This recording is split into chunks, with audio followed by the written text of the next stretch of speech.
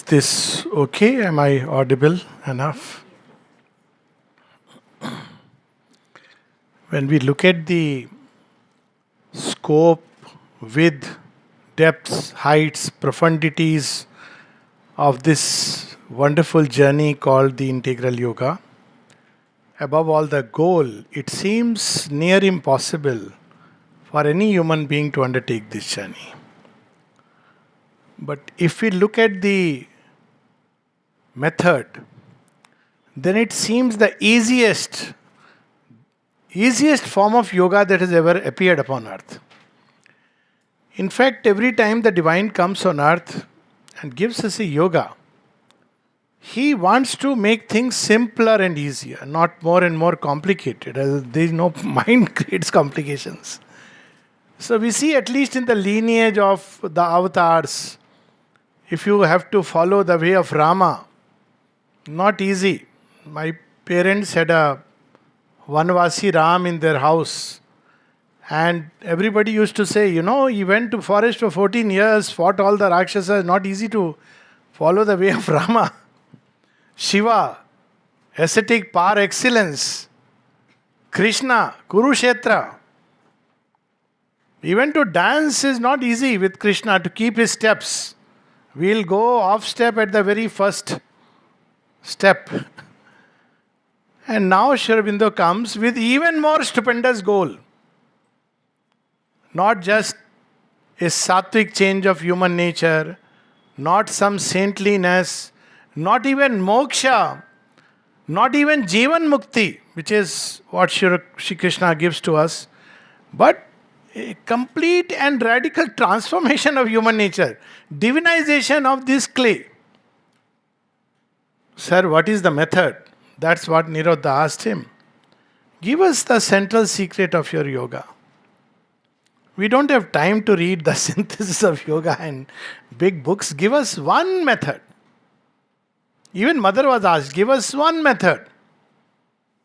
Very identical thing. When Sri Aurobindo was asked, what is the secret of your yoga?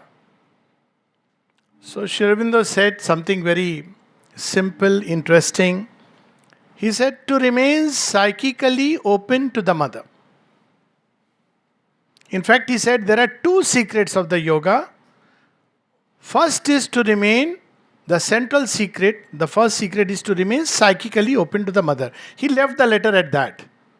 So Nirodha asked him, what is the second secret? He didn't, as if it's not necessary. He said, second secret is to aspire for the divine life. Because one can remain open to the mother just to look after children, look after family and everything. Nothing wrong in praying to the mother for that. But to aspire for the divine life, because the fact is, why Sri Aurobindo is insisting on aspire for the divine life? Why is he not just saying that whatever you ask, you will get all these boons? Well, we will get that. But he wants to give us a permanent solution for a perennial problem. So when we are children, we are told if you have this, your problem will be sorted out. You'll get a job, study, you'll be very fine. We study, we get a job. Then we are told if you get married. So no child ever asks his parents, sir, are your problems sorted out after getting married? Otherwise we'll get the, sir, it's all, you have to get married. So you get married, then you have children. Now my problems will be sorted out. Especially when children go abroad. And then you realize that we didn't even know what is the problem of life. Problem of life is that we are a plaything of millions of forces. There is a whole occult commerce going on all the time in this creation. And we are just like patram, vessels through which forces come, move. They move us in the process and then they go to their own. It's like we have become a scene for the entertainment of forces which move us from behind. Like we watch the television show, they watch us. They move us, we get angry, we fight, quarrel. After some time we are exhausted. So these forces say that, now no fun. They will go to another home, another place they will trigger. After some time they'll come back to our home. So like that it keeps on going on. It's important to understand it because when Sri Aurobindo says open to the mother, There can be a question, very valid question. After all, everything is mother. This is the great teaching. Everything is divine. At its, this is the highest truth. Misapplication of highest truth, humanity has suffered much more due to misapplication of truths. So, all is the divine is the highest truth. Isn't it that behind everything it is the Divine Mother? There is only one power in this cosmos, the Divine Mother. All other powers are subordinate, secondary.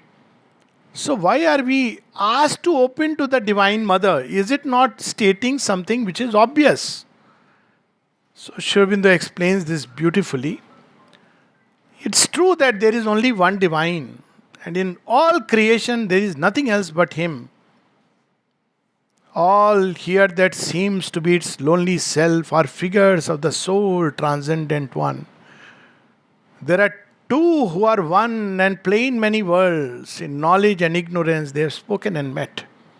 The Ishvara and Shakti, here as Purusha and Prakriti. That this the whole play is about that. So then what is this about opening to the Divine Mother? It's the same thing that in this play is on two stages. One stage is what we can call as the shadow play. The real game has not begun. Cricketers, before they go for the test match, they do practice sessions. Now thus far, what we have been doing or have been made to do is the practice session. This is to develop in us certain elements, certain capacities, certain qualities, attitudes, so that we can go for the real play. That real play has begun now. That real play was always intended to be like this. As Sri Aurobindo, there is a very beautiful poem called Cosmic Dance. And there he says that, always we hear Kali's feet. Krishna and Kali are dancing. Radha is in Vrindavan, sitting quietly. World is not yet ready for that dance of Radha and Krishna. The dance of rhythm, beauty, grace. The world should be like that. Everything should be beautiful. There should be no discordant notes. But till now we are like the musician when they do expert musicians. They do the alap. And if we don't have patience, then we will see alap is going on. 2 hours and people will ask, is this all? When will the music begin? So what will the experts tell us? Wait. It is only the tuning of the instrument. The real music will begin now. And when the real music begins, heads and hearts and bodies, everything are dancing in ecstasy. So, thus far, it's a preparation. All the difficulties, challenges of life, problems for which solution we are looking are really speaking preparations for the real, not even solution. We can't even use the word solution because we didn't understand that this life is not a problem but a becoming, great unfolding of the divine. And the only solution is, if we want to put it like that, is to go beyond the level at which the challenge is taking place. In the sense, when we are having the fight, then if you get engaged into the fight, it blows up more and more. So first is to discover that poise where we can be at peace, where we can be in a state of joy, where we can be in a position of strength, regardless of anything. So in this world, there are 2 levels at which we play the game. One is where there is the movement of what is called as the lower nature. Lower nature is by its nature. It creates divisions between people, between everything. Our whole, when we look at things on the surface, everything seems different. So it's the play of the lower nature. Division creates the sense of me and not me, and then there is a fight, quarrel, all things. Then the ego comes in, crystallizes around what I know as myself. People fight till the end for what they call as myself. And in the end, we know the fate. This is one kind of play. And if we keep on playing this game, it will keep on bringing suffering and pain, which is a grace. Because it reminds us that this is a limited play. This is not the best play. It is not the perfect play. Because if we keep on playing here, pain is the grace, hammer of the gods to remind us. Look here, this is not the perfect way to play. Learn the right way. But behind this lower nature, there is a great deep wisdom, a profound vastness, intelligence, beyond what any intelligence can compare. Behind all this strength and weakness, there is the supreme strength, the ultimate power, absolute power, the peace that can remain undisturbed in the battlefield of Kurukshetra, peace in the storm, calm, supernal rest, supreme state of blessedness, call it whatever, words fall short. And it is behind, hidden by the veils of this lower nature. We think it is real, but there is a greater reality which we are called to ascend. That's how Kena Upanishad puts it. Kena Upanishad says that reality takes place at three levels. One is this surface reality. And it says this is, don't get too much engaged with it because this will falsify our perceptions, vision, understanding, everything. And what is this play? Mind and senses. All the time, impact of the senses, mind, desires moving us, ego play. Ascend beyond it. There is a greater play awaiting our discovery. So that's Kena Upanishad wonderful, but not to go into that. So that greater play, that greater power, that greater possibility, divine possibility, how to activate it in our life, how to touch that possibility. Because all around is shadow. We may not realize it because it looks very wonderful. Well, if you have, 10,000 million lights, stars at night, with the moon and all the lights in home, it doesn't compare to a single sun. When the sun rises, there is no comparison. So this surface life of man may be full of all kinds of glitters and glamour. But this is not the real thing. The real thing waits for us. And the mother stands for that higher possibility. This too is mother, but the divine mother in veiled form. Like in Indian mythology, we have Gauri and Kali. Kali is Gauri who plunges into darkness. All the Asuras and Rakshasas, she plunges into that. But above on the peaks is Gauri, the resplendent divine mother. So it is her whom we have to come in touch with. Then only our nature can undergo the needed change. But how to touch her? Very difficult. So many layers, so many deceptions in this cosmic play. If we get caught, we will not even know what is really right, what is wrong. Even a great yogi like Arjuna was confused. What should I do? What should I not do? And Shri Krishna tells him one by one. He says, Keshava, you are confusing me. Tell me clearly. On one side you are saying, Tyag is better and sannyas is good. Now you are asking me to fight the war. On one side you are telling me jnana is very good. Now you are asking me to do ghora karma. What are you trying to say? So he says, first you get the right understanding, right knowledge, right strength, then act in this world. We have to be in the world and act in the world. But first we must have the vision. See, very often when we hear this mighty phrase of Sri Aurobindo, all life is yoga. So we think automatically whatever we do is yoga. Whatever we do is a subconscious yoga when we do it subconsciously, mechanically, unconsciously. When we do it consciously, then it becomes yoga. How to touch the mighty mother stark awake.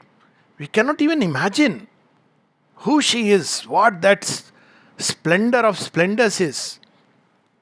Sri Aurobindo describes in Savitri, the whole world lives in a single ray of her sun. Even the sages and saints cannot comprehend her because still the human limits the divine.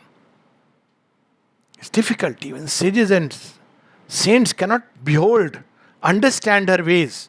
That's why they say Leela.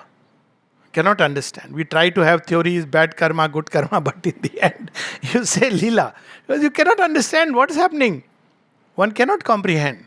1,000 icons they have made of her, but she remains herself and infinite. Human mind cannot grasp. So, what is the solution? The solution is what we see in the not the conception or idea, but the truth of avatar. The divine becomes human. It's difficult for human to become divine, so divine becomes human.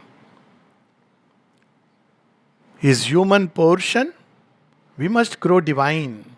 Our life is a paradox with God for key. Now, the whole saga of Mother and Sri Aurobindo can be understood, best understood as the divine become human.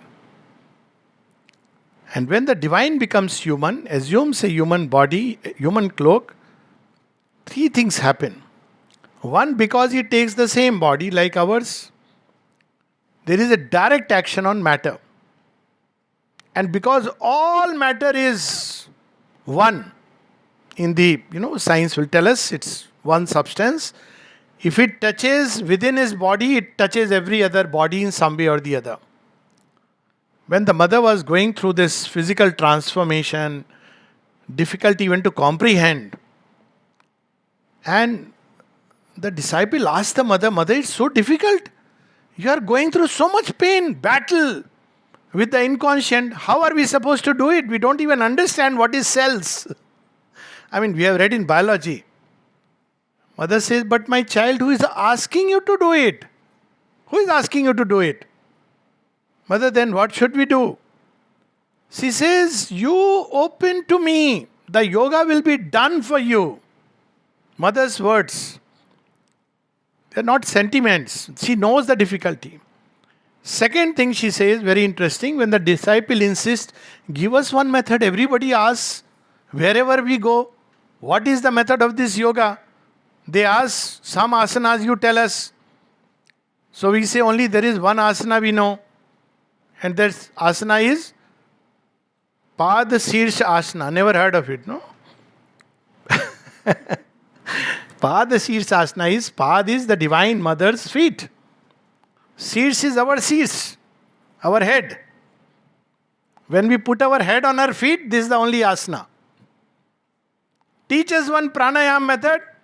The one pranayam is what the gopi is told when Uddhav comes and tells them, this is not the way to worship Krishna like mad people, you people are mad. You know he is Parbrahma. So they ask, what should we do? Do pranayam. So the gopis tell him something very interesting. They say, okay, but we have one prana, we have given it to Krishna. Where do we get prana to do pranayam? What is pranayam? It is restraining the gati of prana through a mechanical method. But when we offer this prana, all the movements of life to her, automatically we are doing the ultimate pranayam that is possible. Instead of doing it mechanically, we are doing it spiritually. Even when we take her name through the movement of breath, it is the highest pranayam that one can ever imagine. What about meditation? People ask, some meditation, please tell her. Meditation for us means to think of the mother, to go within, to come in contact with her, but outside also, to learn to see her behind everything. So the disciples still ask, Mother, but one method you must tell us, please. She says, you want a method? Yes, Mother. So she says, a method. It is to just do japa, just call her name. When some people went to Sri Aurobindo and asked, what is the mantra in this yoga? Everywhere you have initiation. So Sri Aurobindo says, initiation means here opening to the mother. That is initiation. If you can open, you are initiated. Sir, how do we make out that there are somebody is doing Purna Yoga or not doing Purna Yoga? Just now Shiv Kumar ji was asking, are people in ashram different? No, sir. People are people. Wherever they are. But wherever there is somebody open to the mother, that place is ashram. These are not my words. 1958, mother's words. For reference, I can tell you. She said, after the supramental manifestation, wherever there is a devotee, a disciple connected to Sri Aurobindo's teaching, they have become a single unit. So the ashram is no more in a geographical boundary. These are her words. This does not mean we don't go to Samadhi. This is a great joy and Sri Aurobindo, why won't we go? But we must understand the difference. The yoga is not confined to the ashram. Let me go one step further. One may go to ashram and not do the yoga. One may stay far and do the yoga. What is needed? What is the secret? How do we know? Because if you go to ashram, you will not find anybody wearing a particular dress, talking in a certain way. Nothing. You can't even know who is doing the yoga or not doing the yoga. So Sri Aurobindo says one sentence. All who are turned to the mother are doing this yoga. Again, Sri Aurobindo's words. All who are turned to the mother are doing this yoga. How to turn to the mother? Now the secret is, divine has become human. He is working on matter. Even if not a single person recognizes, still she will do the work on matter and leave matter vibrating with the touch of the divine. All this mother has revealed in her conversations, and that's a different subject altogether, the work of the divine avatar. Even if there was no devotee, nobody knew, still by the fact that divine will take a human body has received the touch, all who will come henceforth, they will find their bodies being upgraded. This is a different part of the story altogether. But this is something which we can do consciously. That's why we see many persons now today, I don't know, my experience with children and all this is that something is happening which is really unprecedented. We may not understand it, but it is like a new something emerging out of the old, very difficult to understand by the human mind. But this is happening all over, within us, around us, all over the world. Every event seems to be converging towards one, exposing all our falsehoods, international dealings of falsehoods, national falsehoods, individual falsehoods, at the same time, action of truth, opening us to something greater. Now that's again a vast area. But just what we can do consciously, divine has touched and he will do. What we can do, is there something we can do? Yes, we can turn to the mother. It's a wonderful word. Turn to the mother. And just thinking about it makes it so wonderful. So there is this, the image that comes to me is there is this little patram. And it is raining, pouring. And the patram puts itself like this. After half an hour it says, no, nothing came inside. Sir, you have to turn it up. Anybody will tell. You are turning it the wrong way. So our consciousness may be turned towards lower nature and desires and its pursuits. Sri Ramakrishna used to say something very interesting. There are people like vultures who are flying, but their eyes are on that piece of meat down below. So turn to the mother, it implies we have to turn away from these lower, lesser satisfactions in which we are entangled, which we think ultimate and everything, till pain, the great teacher, and grace comes to remind us, no. And turn it towards her. So first it means keep the vessel towards her. How do we turn towards her? Instead of thinking of all the desires that are going to satisfy, think of mother. Instead of thinking, oh, my child, my husband, my wife, my so-and-so, all of that. Think only of mother. So mind turns towards mother. Instead of our hearts getting entangled with 101 strings, the Upanishad says, our heart is tied with 100 strings with the world. So when there is this death taking place, there is pain. Why? Because 100. We multiplied to 1000. 100 is the original. And so they have to be cut asunder. It's a very painful thing. And when mother was asked that, how then we can have a pain-free death? She said, by detachment. Because these strings, when there is this pull, there is pain. If you are detached and go one step further, attached to the mother, instead of being attached to 100 things, it doesn't mean that we will start shunning people, not meet them. No. We will be with everybody. In fact, we will meet with them in a better way. Because attachment brings a very false relation with the world. It brings in expectation, which sooner or later is going to be hurt. It is one of those axiomatic truths. Attachment will bring expectations. Expectations will bring pain. It can be written and in golden letters and inscribed. Of course, we'll say, no, this attachment will not bring me pain. Wait. Wait for some time. But attachment to the divine will turn all our expectation towards the divine, who alone can fulfill all that we are expecting from people. The mother gives a beautiful formula of human love. She says, for all your expectations of love, turn toward the mother, receive from her. Then what do we do with what we have received? Give it to the world selflessly, without expectation. Often people say love without expectation. It is not possible till one has opened to the divine. Then we are receiving. Then it doesn't matter. We'll keep on giving, radiating, because we are receiving from the source. So when our heart, its feelings turn towards the Divine Mother. I was so immersed when Didi was singing the song, and for a moment she was so much filled with bhava that the words, that is the state. It's not about a technique, but to be so whelmed with love, bhakti, what does it matter?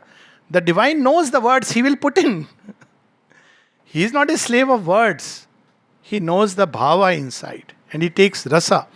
At one place, Sri Aurobindo says, there is nothing denied to the God lover, because he is the very self of the beloved. Very often people say, oh, this looks very nice, but we have real life. Excuse me, that's a real life. Everything that we need will be taken care of. And what is taken away, know it that it was harmful. Poison. With that trust we open to the divine. Not with, how do we close the patram? When we become narrow, you see there are vessels which are very narrow. They're big vessels, but very narrow opening. You've seen those vessels? Now, when you have a very narrow opening, vessel is very big, but the opening is very narrow, so very difficult to fill it. So opening should be wide. What is meant by narrow opening? Every time we shut ourselves in the ego working mode. What is the ego working mode? Oh, why you didn't do this? Complaining, grumbling. Have you seen how ego? Or very pleasure and pain and all the time complaining. Relating to the divine, but with a complaining mode. There are some people who are always complaining and grumbling. Mother says, when you complain and grumble, adverse forces come. So they start making the opening smaller and smaller. And at one time, they cover it up. So even though there is an opening, it is covered up. Instead, what we should do? We should surrender and have faith. And surrender is the most logical thing and the most natural thing. Why logical? If the divine wisdom cannot guide us, then who will guide us? My little wisdom? It is foolish. So surrender implies that I trust you completely. Take my life in your hands. Do with it what you want to do with it. And this should be a sincere resolve. Things will happen which may not be to our liking. Endure with faith. I have given it to her, she knows what is best. Surrender means this. Why it is the most natural thing? From womb to tomb, there is nothing else but surrender. A baby in the womb has unconsciously surrendered. If it starts thinking, my God, what is my state, how I will form, what will Mother Nature say? You don't worry. You enjoy. I will do it for you. When the baby comes out, isn't the first act of a child the act of surrender? In the hands of mother. Child doesn't know what's happening and it cries. But for every cry of the child, the mother knows what this cry means. This cry is because the baby needs cleaning, this cry is because of hunger, this cry is because of temperature. Mother knows. Fathers don't, sorry. But I'm a father. Mothers know what it means. Father will give logic, analysis. Maybe this, maybe mother says, you don't, you just stay. I know what is to be done. So the Divine Mother knows every cry. And she will give us what is really needed. Have you seen babies sometimes are crying, getting cranky? And they say, I want this, I want that. Mothers know basically the child is hungry. And after eating, the child becomes quiet. Hasn't it? Common experience. But baby doesn't understand. Baby thinks if I get this, I'll be happy. Because of this, I am unhappy. But all that the baby needs is that he's hungry. Hungry for food? No, hungry for mother's love. That's why no human love can ever satisfy. Because we are hungry for mother's love. So, when we are surrendered, then this opening becomes wide and wide. First surrender is central surrender, that my life is yours, my destiny is yours. It's the easiest thing to do. And with the child, you see at every step, even today, for example, we all knew that 6 o'clock we are meeting, everything was fixed. How did we know it? We have faith, it will happen. Unconsciously. So whole life we live by that. The difference is, and that I'll tell as a small little story. During a Mumbai lecture, some child told his father, Dad, please come and see. Now in every home you have some Nachiketa. Dad, please come and attend. Nice lecture. Big man, some political connections. So first day, second day, third day, fourth day he didn't come. Fifth day he came because child is pestering. So apologetically he tells the speaker, my child was appreciating so much, he wanted me to come, but yesterday I had this meeting, day before this, third day I had to take my wife somewhere, fourth day something. But you were talking about surrender. Then he asked the speaker, but sir, what is surrender? I don't understand. So the speaker says, all 4 days you surrendered, but to different people. Sometimes to your desires, sometimes to your near and dear one's desires. Did you ever feel inside what is your true will? There's a difference between desire and will. So did you know it when you understand surrender? You were surrendering. We are surrendering all the time.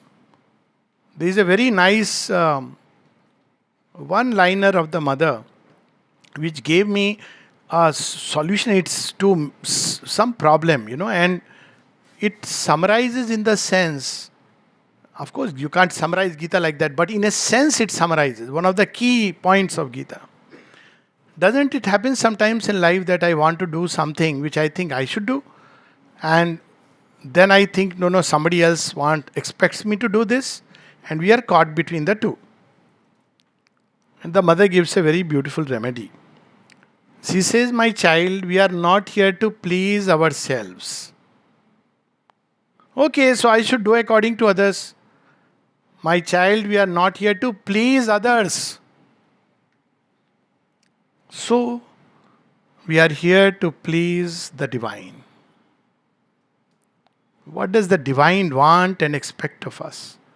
When we do that, we open. This is what is psychically open to the mother.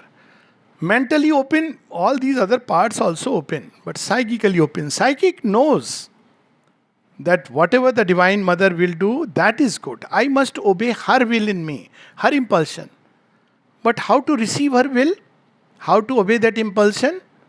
We have to be very, very quiet inside.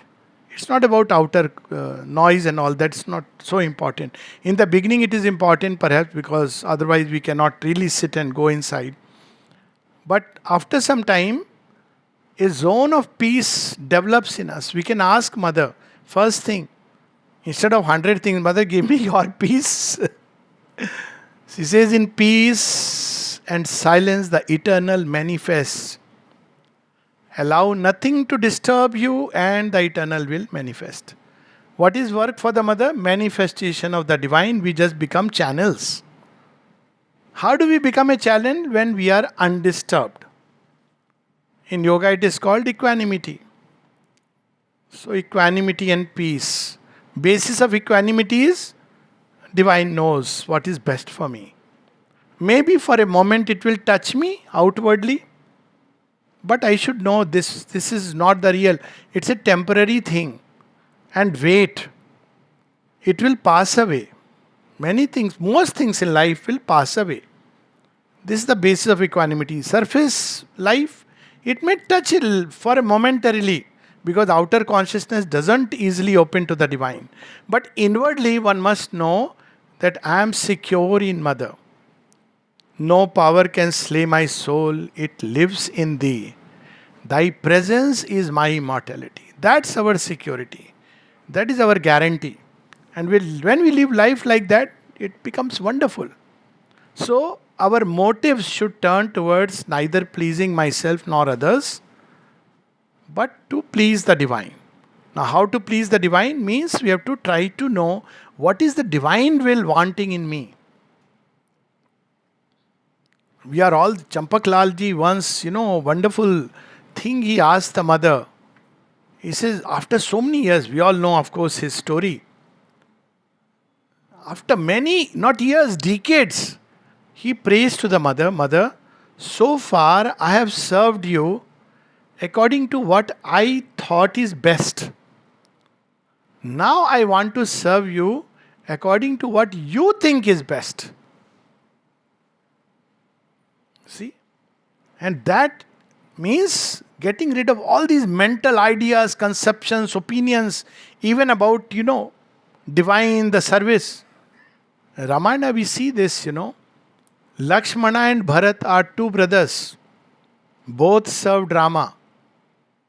Whose service is greater? Difficult to say. Lakshmana stands by his side in the battlefield.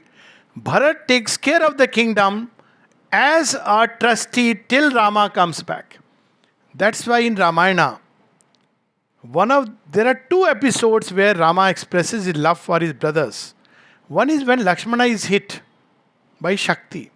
And another which is immortalized, and very often as a child I used to watch the plays. When Rama comes and meets Bharat, it's called Bharat Milap. He is overwhelmed.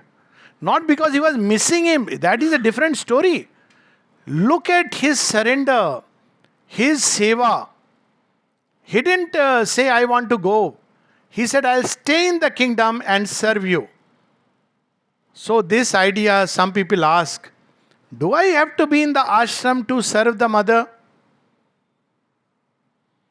We have to see inside. Where Mother wants me to be, there I should be. She will reach out.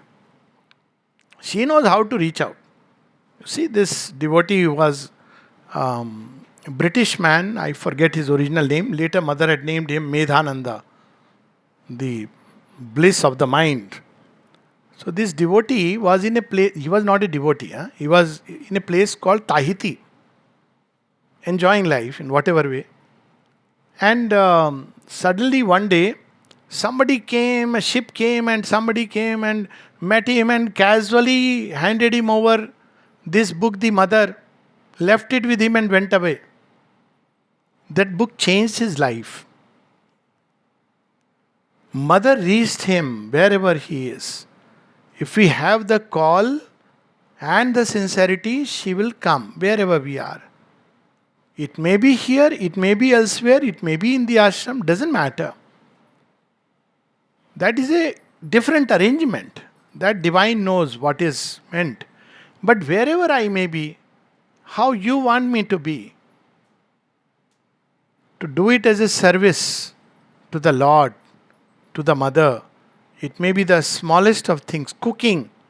See, cooking, common act. And how much pain it causes when the lady puts all her heart into cooking. And people are busy eating while watching television. Don't even say a word. Or sometimes they say salt was less or more. But imagine if she has cooked for the Divine Mother.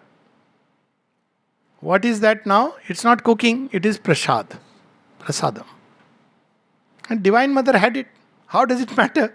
Human being doesn't appreciate. It is prasadam. Just imagine the change that takes place when our life is lived as a state of offering to the divine. It changes the perspective. We may get things, we may not get. That's different. Life will always bring things of all kinds to everybody. It may bring things which we felt is good, things which may not look pleasant. It's okay. That's life. We must understand. No, don't start, mother is sending me this, mother wants me to be pained, mother is testing me, mother doesn't do any of these things. If the divine were to test people and judge them, nobody will be able to stand. Divine doesn't indulge in that kind of game. There are cosmic powers that do it, but the mother is not a cosmic power. She is grace incarnate. She comes to cancel it. If we take it like there are powers that test us and we are in the examination hall, then mother is not the invigilator and not the tester. She is our friend quietly by our side telling us, look, this is the right answer. And still if we don't listen, when the paper goes to the cosmic agencies and they judge, and they say, this fellow cannot pass, he comes and says, give him grace marks. My child. So she's the super, so, okay sir, if you are saying so. Nothing is an exaggeration. These are facts. Mother has said that divine grace can completely wipe off karma. And then of course the very body.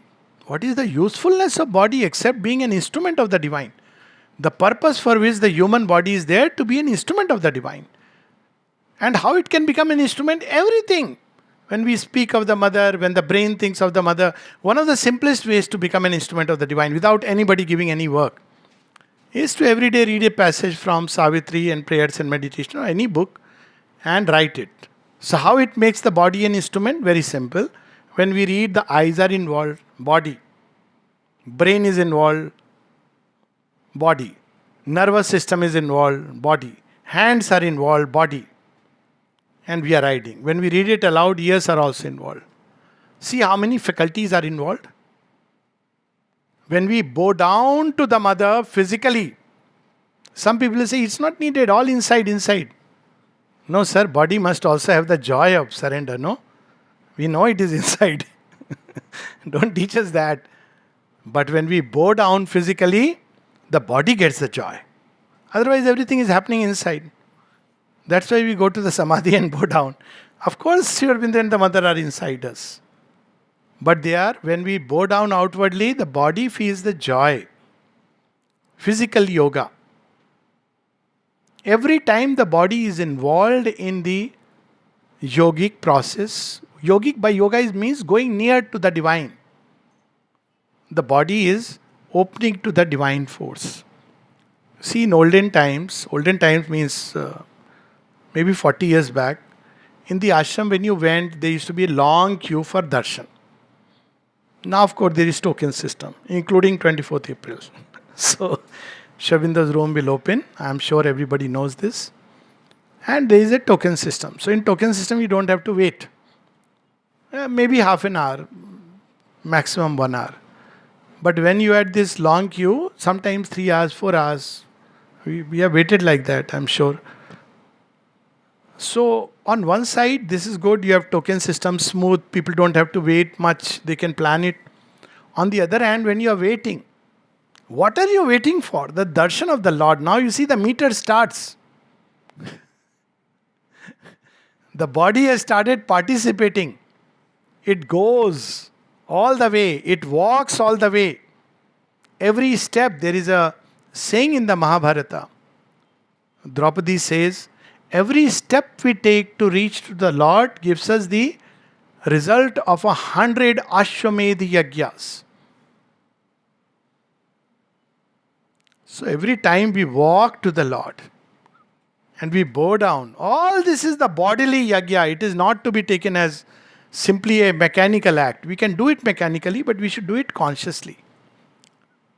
May this entire body surrender to you. May every cell, every organ, and very consciously we can do. The hand should not do anything, which is, it should be driven by the impulsion of the divine. My mouth should not speak anything which is not in tune with the divine will. That's what she says on education, psychic education. Before you do anything, step back and see whether this action, this word is going to help in the divine manifestation or harm. So all this is part of the bodily yagya and opening the body to the divine. So when we lead life like this, then everything opens. But there is one thing which remains even after it opens. The Vedic yogas spoke of it. Mother and Shubindo say it in its own way. See, a vessel is now fully opened, it is turned toward the divine. But the divine force is, super Niagara. So those who have gone to Niagara Fall know it's tremendous, or any fall, it's tremendous. Put a small little half-baked clay pot. What will happen? Probably with the clay pot, we will be flown away.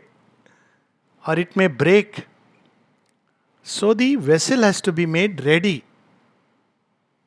How do we make any vessel ready? From a half-baked clay, we bake it. Baking needs fire.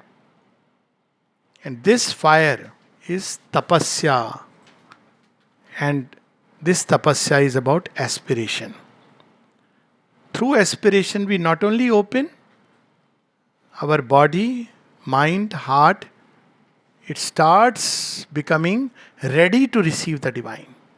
That's why the divine takes long, because if he comes suddenly, it's like a tremendous lightning strike. So initially he sends a little bit, one drop here, oh nice experience, oh I felt very nice, all these little drops, trickles. Through the trickles, he prepares us. After the trickle, drop by drop, then the tap opens. Showers come, tap opens. Then there are cascades. And if the body and mind can still contain it, then there is the complete Ganga Avataran. Because then one is ready to receive. That's why we see in Ganga Avataran story, there are 3 generations that they do the tapasya. So this tapasya is nothing to do with sitting in a forest with a kamandalu and a dand. That was okay at one point of time, because dand is very helpful, to keep away all the animals. But we need one dand, Danda, what is it called in Tamil? This staff which you carry. And that staff is the staff of faith. Always we should sit with the staff of faith. And then we need the lamp to keep away animals from coming. And that lamp is the light of aspiration. And then true meaning of tapasya is, Sri Aurobindo says, concentrated energy of spiritual endeavor. All the time we are letting our energies go wasted in 100 things, to concentrate it, turning it towards the spiritual goal. Spiritual goal is, one may meditate and yet have an egoistic goal. That is the difference. Asuras are doing such meditation, no? After 1,000 years, what did Ravana ask at the end? Hiranyakashipu asked something which Prahlad knew. Prahlad had done no tapasya. He only said, Hari, Hari, Hari, Hari. That's it. What was the difference? Somebody would say divine is very unfair. Look at Hiranyakashipu and Hiranyaksha. So much tapasya they did. But all for wrong ends. All to aggrandize the ego. Ego is the real thing which closes us. If the name of the divine opens us, ego closes us. Desire puts a strong seal, and therefore we don't receive the divine grace which is everywhere with everybody around, every creature it is there. It never leaves anyone. But we human beings close our doors through all these net of thoughts, opinions, viewpoints, ideas, God knows, as if we are the real knowers. God will say, you know everything, what is there for me to teach you? Once story of Sri Aurobindo when he was sitting in the guest house and in Pondicherry, when he had first come, after Shankar Chettiar and couple of houses, he went what is known today as guest house in the playground. So there used to be a yogi or a sadhu. He used to go all the way from Tiruvannamalai to Pondicherry, circumambulating. Like this, he would get up again. So people thought he is mad or sadhu. One day he suddenly entered and went running up to Sri Aurobindo's. He was sitting on the table, on the chair with a table in front with a cup of tea, and he went and just put it like this and ran away. And Sri Aurobindo just smiled, he didn't say anything. And he says he was inspired by the Divine Mother to give a key. So much he had received. Sri Aurobindo was, what he has given us is 10% in Sri Aurobindo's own words. But everything he emptied.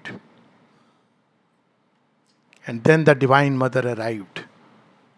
So this is how, if we are so full of the pride and arrogance of knowledge, because we have read newspapers or WhatsApp University.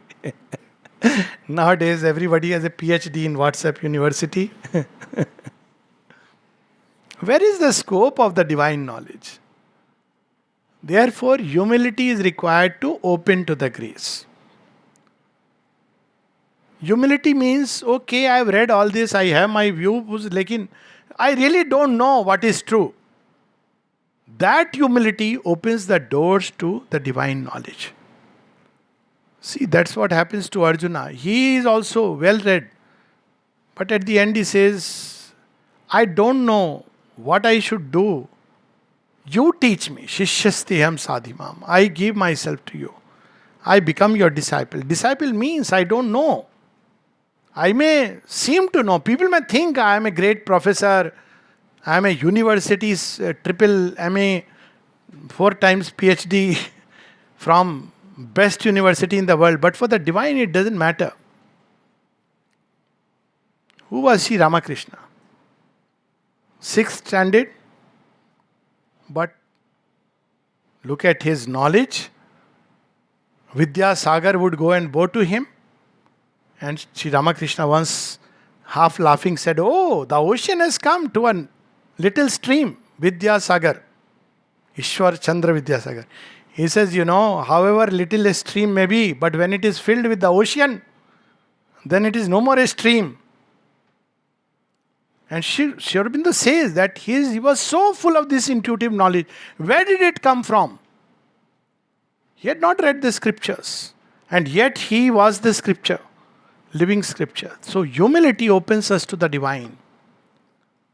If we are not humble, then humble means before the divine. Nothing to do with human beings. Oh, sir, I am so small. No, that is a show of humility. Divine is not impressed by our shows. But when we stand before the divine like a blank page, like a little baby, Mother, if without you, I can do nothing. I know nothing. I am nothing. But with you, you are the light of my intelligence, the life of my life, the goal, the source, the path, everything. To you, I give myself with completest submission. When we do this, then miracle happens, the supreme miracle. Supreme miracle is not wish fulfillment. Supreme miracle is the fulfillment of the one divine will which wants to divinize us. Beautiful lines from Savitri with which we can close. A prayer, a master act, a king idea. We can pick up our own king idea, serving the divine, divinization of clay, it doesn't matter. Sarve bhavantu sukhina. It's our own king idea. A prayer from the heart, not a mechanical thing. Master act. Okay, I give myself to the divine, doesn't matter. A prayer, a master act, a king idea can link man's strength to the transcendent force. Then miracle is made the common rule. One lonely thought becomes omnipotent. Then our life undergoes the needed and destined change. Sooner we move towards it, the better it is. So, to summarize, instead of right now we are caught in a net of lower forces, which is a game of desires and ego to delay the master plan. So we have to refuse persistently. They will come. They are not going to leave so easily. They will come. We have to persistently say no to them and say yes to the Divine Mother, who is the divine become human, so that she can give us what is needed. One last thing, not to the force but to the mother. Force is understood. And this subtle distinction is important. Not only to the world mother as the divine mother, but this human form. This is also important. Shobinda has clarified all this. And this is the reason for it.